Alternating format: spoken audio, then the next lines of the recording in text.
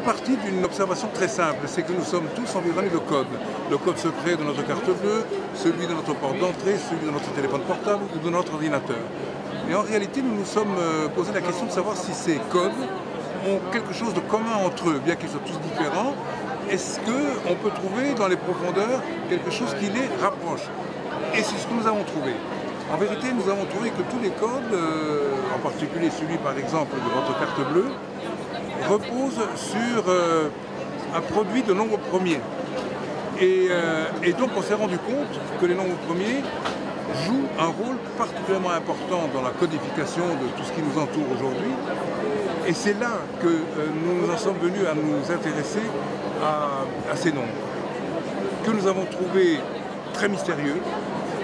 Et nous avons été surpris de constater que les plus grands mathématiciens, à commencer par Gauss, par Euler, par Riemann, se sont penchés sur le mystère des nombres premiers.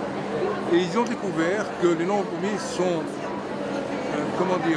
pour les nombres, ce que sont les atomes pour la matière. À savoir qu'ils constituent, ce sont les éléments constitutifs de tous les nombres.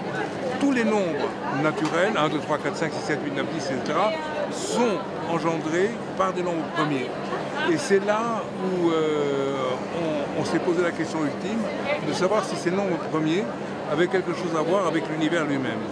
Et à notre grande surprise, nous avons découvert, et c'est ce qu'on a écrit dans ce livre, le code secret de l'univers, on a découvert que le code secret de l'univers a un rapport profond avec les nombres premiers.